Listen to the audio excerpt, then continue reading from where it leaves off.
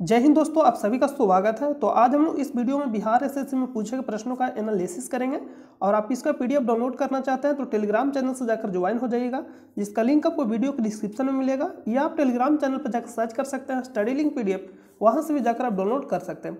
तो आप Telegram channel को जाकर ज्वाइन जरूर कर लीजिए, क्योंकि वहाँ डेली आपको प्रीवियस ईयर प्रश्न दिया जाता है प्रैक्टिस करने के लिए। तो आइए सीधा वीडियो को शुरू करते हैं। पहला प्रश्न है कि भारतीय राष्ट्रीय कांग्रेस की प्रथम महिला अध्यक्ष कौन थी? एनी बेसेंट 1917 के कोलकाता अधिवेशन में अध्यक्षता की थी। लेकिन यही प्रश्न पूछा जाएगा, भारतीय राष्ट्रीय कांग्रेस की प्रथम भारतीय महिला अध्यक्ष कौन थी?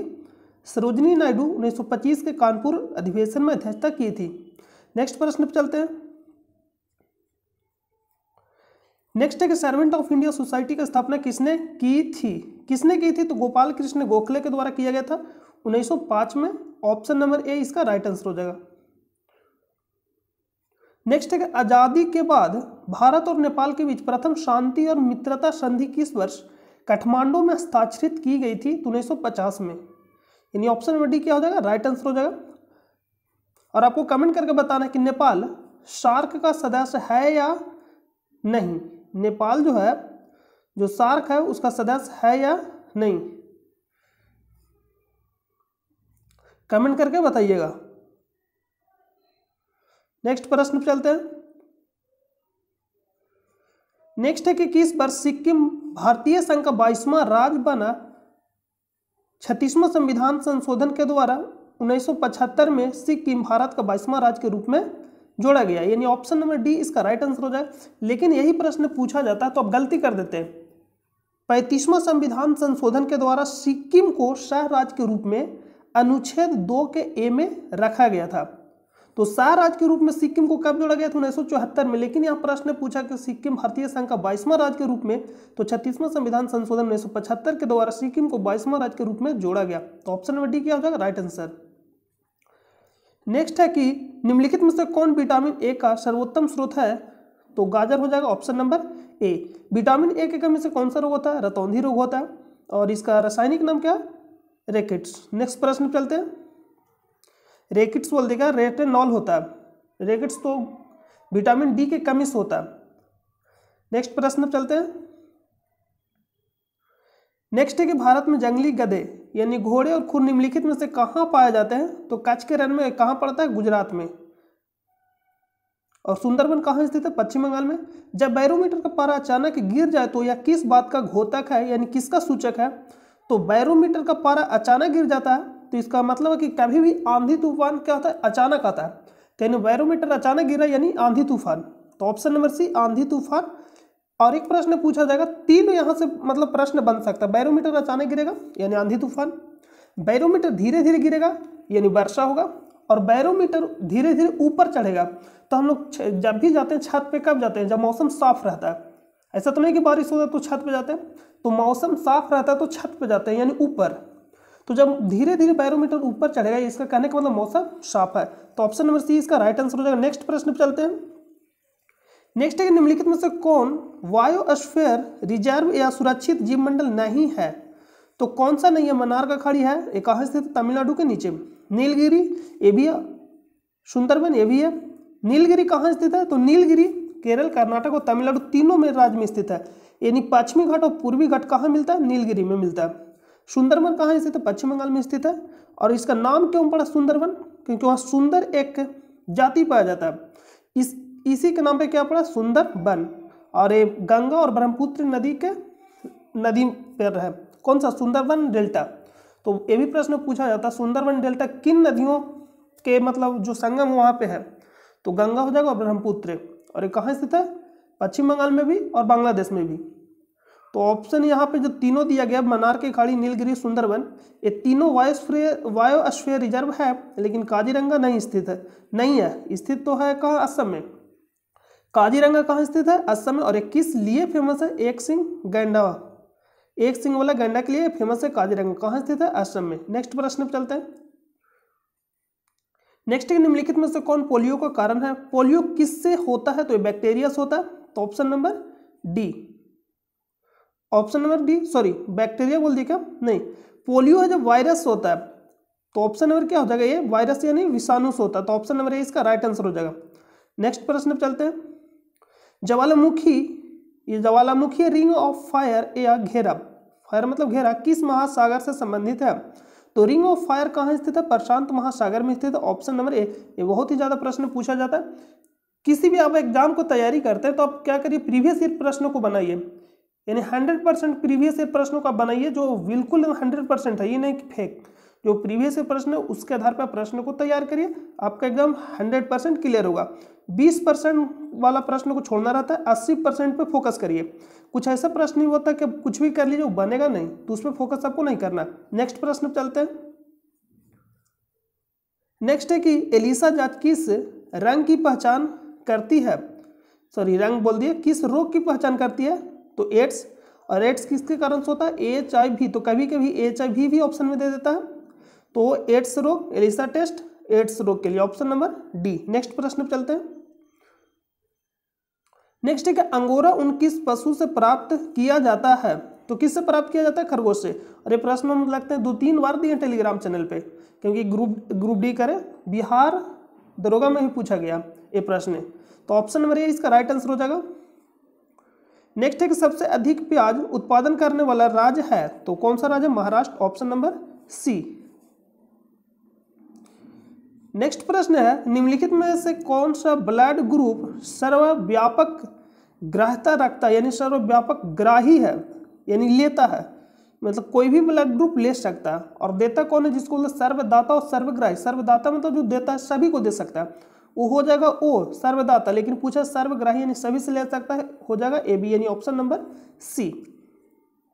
नेक्स्ट प्रश्न है निम्नलिखित में से कौन सा खाद्य स्रोत लोहे का सर्वोत्तम स्रोत है? लोहे का सर्वोत्तम स्रोत कौन सा हो जाएगा? सेब। Option number A. नेक्स्ट प्रश्न पूछा गया कि एक लोहे की गेंद पारद यानी मरकरी से भरी बाल्टी में गिराई जाती है। तो यहाँ पे जो लोहा का गेंद है और मरकरी, जो मरकरी है इसका जो घनत्व होता है लोहा से क्या होता है? अधिक होता है। तो जिसका घनत्व अधिक होगा और जिसका घनत्व कम होगा, अगर मान लीजिए लोहा का घनत्व क्या होगा? कम होगा और पारा का घनत्व अधिक, तो पारा में अगर लोहा का रखेंगे तो क्या होगा? नहीं डूबेगा। यानी अधिक वाले घनत्व में कम वाले घनत्व वाले वस्तु नहीं डूबता है। फिर से सुनिएगा, अधिक वाले घनत्व में कम वाले घनत्व वाले वस्तु नहीं डूबता है। अधिक वाले घनत्व में कम घनत्व वाले वस्तु नहीं डूबता है, और कम घनत्व में अधिक घनत्व वाले वस्तु डूब जाता है। तो यहाँ पे क्या होता है? Hg यानी पारा का घनत्व अधिक होता है लोहा के तुलना में, इसलिए लोहा क्या है? नहीं डूबेगा, यानी या पारे या पारद की सतह पर तैरेगी। Option number B. और यही लोहा को पानी में डुबाएंगे तो क्या होगा? डूब जाएगा, क्योंकि लोहा का घनत्व पानी की तुलना में अधिक हो जाएगा। नेक्स्ट है कि 20 हटर से 20,000 हटर। तो 20,000 को कभी कभी क्या लिखता है? 20 के हटर लिखता है, यानी 1000 के बदले क्या लिख सकते हैं? के। तो 20,000 के हटर भी लिख सकता है या 20,000 हटर लिखेगा। बराबरता की ध्वनि निम्नलिखित में क्या है? तो क्या है? 20 हटर से लेकर 20,000 हटर तक, यहाँ पे हम के लिख देते हैं, हटर तक के ध्वनि को क्या बोलते हैं? श्रव्य। यहाँ पे क्या बोलते हैं? श्रव्य तरंग, यानी श्रव्य हो जाएगा श्रव्य ध्वनि। और इससे कम जो रहेगा उसको बोलेंगे अपश्रव्य तरंग, यानी 20,000 से कम वाले को, सॉरी 20,000 बोल दिए, 20 हटर से कम वाले को बोलेंगे अपश्रव्य तरंग। 20 से 20,000 के बीच वाले को बोलेंगे श्रव्य तरंग, जिसको हम लोग सुन सकते हैं, ऑडिबल ध्वनि। और 20,000 से अधिक वाले को बोलते हैं हाइपरसोनिक। फिर से सुनिएगा, 20 हटर से कम वाले को बोलेंगे अपश्रव्य तरंग या इंफ्रासोनिक। 20 से 20,000 वाले को बोलेंगे श्रव्य यानी ऑडिबल ध्वनि, और 20,000 अधिक वाले को बोलेंगे हाइपरसोनिक। तो यहाँ पे प्रश्न पूछा है 20 हटर से 20,000, तो इसको बोलते हैं श्रव्य या ऑडिबल ध्वनि। और 20,000 से अधिक रहेगा तो हाइपरसोनिक, और 20 हटर से कम रहेगा तो इंफ्रासोनिक यानी अपश्रव्य तरंग। नेक्स्ट प्रश्न पे चलते हैं।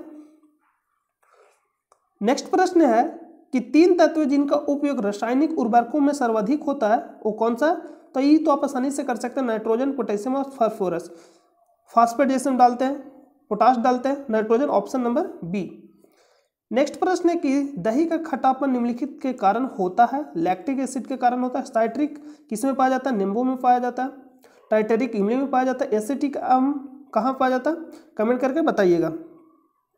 और इनमें से कोई नहीं तो यहाँ पे नहीं, तो ऑप्शन नंबर बी क्या हो जाएगा? राइट आंसर हो जाएगा लैक्टिक अम्ल। नेक्स्ट प्रश्न पे चलते हैं। सिरका को क्या बोलते हैं, सिरका में कौन सा अम्ल पाया जाता है, एसिटिक अम्ल। नेक्स्ट है कि डेसिबल का उपयोग यानी प्रयोग निम्नलिखित में से किसके मापन के लिए किया जाता है, तो तुरंत बताएं, ध्वनि की तीव्रता, ऑप्शन नंबर सी। डेसिबल का प्रयोग किस में किया जाता है, ध्वनि की तीव्रता, यानी कितना डेसिबल रहेगा, तो जैसे में प्रश्न पूछा जाता सर्वाधिक जो वैल्यू है रहता है 188 डेसिबल ध्वनि उत्पन्न करता है, यानी ध्वनि की तीव्रता ऑप्शन नंबर सी। नेक्स्ट है कि वायुमंडल में ट्रोपोस्फेयर के ऊपर कौन सी परत पाई जाती है, ट्रोपोस्फेयर यानी क्षोभ मंडल, क्षोभ मंडल के ऊपर पाया जाता है समताप मंडल, समताप मंडल के ऊपर पाया जाता है मध्यमंडल, मध्यमंडल के ऊपर पाया जाता है आयन मंडल, और आयन मंडल के ऊपर पाया जाता है बहिर्मंडल। समताप मंडल में ओजोन परत पाया जाता है जो ऑक्सीजन के 3 परमाणु से मिलकर बना है, सूर्य से आने वाली परावैंगनिक किरणों से हमें रक्षा करता है। यह प्रश्न पूछा जाएगा। क्षोभ मंडल के ऊपर कौन सा पाया जाता है, समताप मंडल, क्षोभ मंडल को इंग्लिश में बोलते हैं ट्रोपोस्फेयर, समताप मंडल को इंग्लिश में बोलते हैं ट्रेटोस्फेयर, स्ट्रेटोस्फेयर है, और मध्य मंडल यानी बीच वाला तो मेसोस्फेयर, और आयन मंडल को आयनोस्फेयर, और बहिर्मंडल मतलब बाहर, एक्सो मतलब क्या होता है बाहर, तो एक्सोस्फेयर बहिर्मंडल को बोलते हैं। तो आप याद रखिएगा जितना भी मौसमी घटनाएं घटित होती है जो भी, ये कहाँ होता है, क्षोभ मंडल में। हेलीकॉप्टर ये सब जहाँ जब भी उड़ेगा कहाँ उड़ेगा, क्षोभ मंडल में, लेकिन हवाई जहाज यानी एरोप्लेन कहाँ उड़ेगा, समताप मंडल में, समताप मंडल में, याद रखिएगा। तो यहाँ पे पूछा ट्रोपोस्फेयर के ऊपर कौन सा मंडल होता है, यानी समताप मंडल, जिसको इंग्लिश में बोला जाता है स्ट्रेटोस्फेयर, यानी option number A right answer हो जाएगा। नेक्स्ट प्रश्न पे चलते हैं। नेक्स्ट है कि कैल्शियम की आवश्यकता निम्नलिखित में किस में निहित है, मांसपेशियों के कार्य करने में ये भी सही है, खून जमाने में ये भी सही है, हड्डियों के विकास में ये भी सही है, यानी उपयुक्त यहाँ पे सभी सही है। यहाँ पे पूछा जाता है हड्डी या दांत में, ऑप्शन अगर ए में मान लीजिए है कैल्शियम और ऑप्शन बी में है फास्फोरस, तो कैल्शियम ऑप्शन ए में हो, फास्फोरस ऑप्शन बी में है, तो दोनों में से किसी एक को चुनना होगा, तो कैल्शियम को चुनेंगे। लेकिन एक ऑप्शन जो सी है, सी में दिया गया ए और बी दोनों, तो ऑप्शन मारेंगे सी ए और बी दोनों, लेकिन दोनों में से किसी एक को चुना होगा तो कैल्शियम को चुनेंगे। लेकिन अगर कैल्शियम फास्फेट मेन होता है, कैल्शियम क्या होता है, फास्फेट मेन होता है, कैल्शियम फास्फेट दांत और हड्डी में पाया जाता है। कभी कभी ऑप्शन अलग अलग देता है कैल्शियम और फास्फेट चुनने के लिए, किसका मात्रा अधिक होगा, तो कैल्शियम, मतलब पाया जाता है तो भी कैल्शियम अलग अलग चुनना होगा तो, लेकिन अगर ऑप्शन में दोनों दिया गया तो दोनों आंसर लगाएंगे, अलग अलग चुनना है तो कैल्शियम के, कैल्शियम नहीं है तो फास्फोरस के, आप ध्यान दीजिएगा यहाँ पे। और खून को थक्का जमाने में कौन सा तत्व है, तो कैल्शियम, कौन सा पूछेगा विटामिन, तो विटामिन के, कौन सा प्रोटीन पूछेगा तो fibrinogen protein, fibrinogen protein. Next प्रश्न पे चलते हैं। नेक्स्ट है निम्नलिखित में से कौन सा विटामिन जल में घुलनशील है, बी और सी, तो बी और सी यानी विटामिन बी और विटामिन सी, तो यहाँ पे ऑप्शन दिया गया विटामिन सी, यानी ऑप्शन नंबर डी। नेक्स्ट प्रश्न पे चलते हैं। बाकी जो विटामिन ए हो गया, विटामिन डी, विटामिन ई यकृत में क्या है जाके जमा होता है। नेक्स्ट प्रश्न पे चलते हैं। बिहार पंचायती राज अधिनियम 2006 में 2 ग्राम सभा की बैठकों के बीच अधिकतम कितनी अवधि होती है, तो 3 माह, ऑप्शन नंबर सी। इसका एक पीडीएफ है जो हम आपको टेलीग्राम चैनल पर दे देंगे, जो भी पंचायत से रिलेटेड प्रश्न पूछा जाएगा सारा बन जाएगा। तो यानी साल भर में कम से कम 4 बैठक होना अनिवार्य है, साल भर में 4 बैठक होना अनिवार्य है, यानी कहने का मतलब मैक्सिमम कितना हो सकता है, 3 महीना, ऑप्शन नंबर सी। नेक्स्ट है कि कॉलम एक्स और कॉलम वाई का मिलान करें। कृष्णा नदी कहाँ से निकलती है, महाबलेश्वर से, महाराष्ट्र के महाबलेश्वर से। गोदावरी महाराष्ट्र के नासिक से। ब्रह्मपुत्र को तिब्बत में क्या बोलते हैं, सांगपो। नर्मदा कहाँ से निकलती है, अमरकंटक से। तो आप इसको आसानी से मिला लीजिएगा, हम यहाँ पे मिलान कर दिए, और यहाँ पे इसको कूट में सजाना था, कूट में इसको मिला लीजिएगा। नेक्स्ट प्रश्न पे चलते हैं। नेक्स्ट है कि अपील की सुनवाई में ग्राम कचहरी में न्यूनतम पंचों की गणपूर्ति नियमित क्या होनी चाहिए। सुनवाई, गणपूर्ति का मतलब उससे कम रहेगा तो सुनवाई नहीं होगा, यानी उतना होना ही चाहिए। तो कितना होना चाहिए, 7, ऑप्शन नंबर बी सुनवाई के लिए। ग्राम सभा 1 या 1 से, देखिए यहाँ पे दिया गया ग्राम सभा 1 या अधिक संख्या में निगरानी समिति गठन कर सकती है। ये सारा प्रश्न बन जाएगा, उस पीडीएफ को पढ़ लीजिएगा, 5 से 6 पेज का पीडीएफ है। इस समिति का गठन किन से किया जा सकता है, तो जो निगरानी करेगा वो किन से किया जाएगा, तो निगरानी तो उसी जो सदस्य रहेगा उसी को तो हम नहीं बनाएंगे निगरानी। निगरानी करने के लिए मान लीजिए कि कोई संस्था, तो उस संस्था के सदस्य को नहीं बनाएंगे, उसके जो अलग रहेगा उसको बनाएंगे, तब ना निगरानी करेगा, नहीं तो भी घुस ले लेगा, उसी सदस्य रहेगा वो निगरानी करेगा। तो यहाँ पे वही पूछा गया, तो किसको बनाते हैं, वार्ड सदस्य को, तो वार्ड सदस्य सदस्य होता है, मुखिया भी होता है इसमें, उप मुखिया वार्ड सदस्य, इसको भी नहीं माने। कोई व्यक्ति जो ग्राम पंचायत का पद धारक हो, ग्राम पंचायत का पद धारक यानी उसको भी नहीं बनाएंगे। ऐसा व्यक्ति जो ग्राम पंचायत के सदस्य न हो, यानी ऑप्शन नंबर डी। नेक्स्ट प्रश्न पे चलते हैं। भारतीय संविधान का कौन सा प्रावधान दल बदल निरोध से संबंध रखता है? तो 10वीं अनुसूची, ऑप्शन नंबर सी। और इससे कब जोड़ा गया था? 52वां संविधान संशोधन 1985 में से जोड़ा गया था। आप इसको भी याद रखिएगा, दल बदल को 10वीं अनुसूची में 52वां संविधान संशोधन 1985 में जोड़ा गया था। 8वीं अनुसूची में क्या है? जो भी संविधान में 22 भाषा है उसके बारे में 8वीं अनुसूची में। नेक्स्ट प्रश्न पे चलते हैं। नेक्स्ट है कि भारतीय संविधान की धारा 198 में धन विधेयक पारित करने की विधि प्रावधानित है। यदि विधान परिषद धन विधेयक को रोक लेता है तथा इसे वापस करने से मना कर देता है तो कितने दिनों बाद इस विधेयक को दोनों सदनों से पारित माना जाएगा? यानी 14 दिन बाद। यानी धन विधेयक जो पारित किया जाता है लोकसभा से पारित किया जाता है, तो लोकसभा जब भेजेगा राज्यसभा में तो मैक्सिमम कितना दिन तक रख सकता है? 14 दिन तक। और उसी तरह से होता है राज्य में यानी लोकसभा की तरह कौन होता है? विधानसभा, और राज्यसभा की तरह कौन सा होता है? विधान परिषद। तो ऑप्शन नंबर बी क्या हो जाएगा? राइट आंसर हो जाएगा। नेक्स्ट है कि भारतीय संविधान का अनुच्छेद 51 के नागरिकों के मौलिक कर्तव्य से संबंधित है, किस संविधान संशोधन से इसे लाया गया? तो 42वां संविधान संशोधन 1976 में स्वर्ण सिंह समिति के सिफारिश पे इसे लाया गया था। Option number B. अनुच्छेद 51 के ए में जोड़ा गया और भाग पूछा जाएगा तो 4 के क में जोड़ा गया मौलिक कर्तव्य को। और मौलिक कर्तव्य लिया कहां से गया था? रूस के संविधान से लिया गया था। नेक्स्ट प्रश्न पे चलते हैं। 73वां संविधान संशोधन के द्वारा 1992 में पंचायती राज जोड़ा गया और लागू कब से हुआ था? तो 93 से हुआ था, 24 अप्रैल 1993 से हुआ था। इसलिए 24 अप्रैल को पंचायती राज दिवस मनाया जाता है। नेक्स्ट प्रश्न के 74वें संविधान संशोधन का संबंध निम्नलिखित में से किस संस्था से है? तो नगर पालिका से। ये भी कब जोड़ा गया था? 1992 में। यानी 74वां संविधान संशोधन कब हुआ था? 1992 में। लेकिन लागू कब से हुआ था? नगर पालिका जो जोड़ा गया था 74वां संविधान संशोधन के द्वारा 1992 में, इस लागू कब से किया गया था? तो 1 जून 1993 से। तो ऑप्शन नंबर बी यहाँ पे राइट आंसर हो जाएगा। नेक्स्ट प्रश्न पे चलते हैं। और कौन सा अनुसूची जोड़ा गया था? 12। और ग्राम पंचायत में कौन सा अनुसूची जोड़ा गया था?